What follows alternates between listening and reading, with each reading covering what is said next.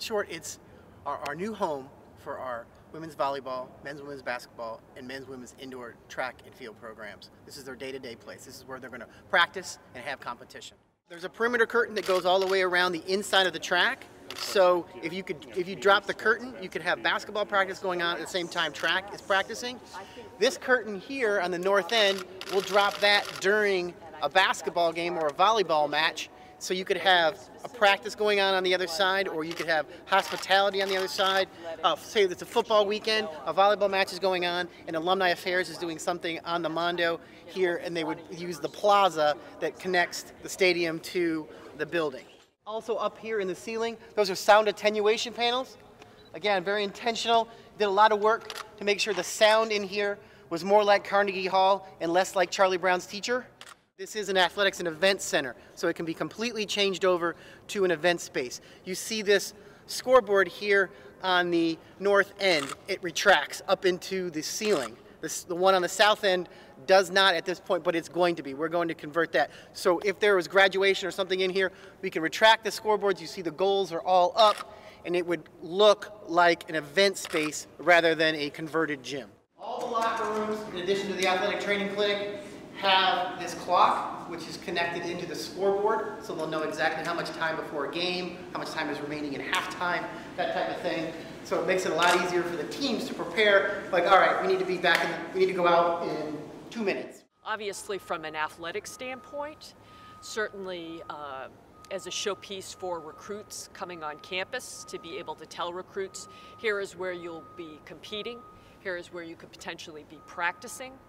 And I think it's also a first step in terms of the university's commitment to athletic facilities, and there are additional phases that will be built. It's a great bookend for it to be a Shenandoah student. This is where they're going to come and have convocation on opening weekend when they're freshmen, and this is where they're going to walk across the stage with their diploma, hopefully 4 years later.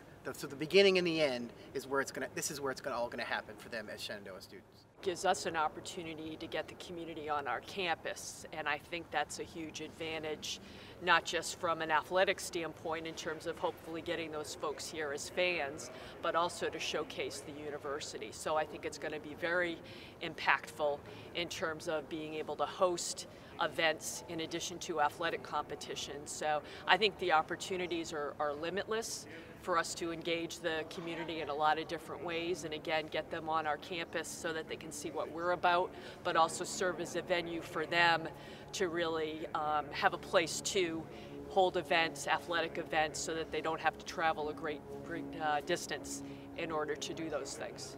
And I'm looking forward to being a hub for activity here in the northern Shenandoah Valley, with apple blossom events, concerts, conventions, trade shows. Shenandoah and this facility in particular will now become the hub of that, and it will only enhance Shenandoah's reputation in the greater northern Shenandoah Valley. It is the largest facility of its type within a 70-mile radius, so we certainly think there is going to be a regional impact for the area. Right now, it's my understanding that the local high schools here host indoor track meets up in Hagerstown. Well, we could flip that on its ear. Now schools in West Virginia and even into Maryland might want to host events. When we're ready to do that, they would want to come here and host it in our facility. So that's where we feel like there's going to be a regional advantage. And since the vast majority of our students come from a 2-hour radius, then this is going to be a place that they're going to see, and they're going to be more interested in coming here.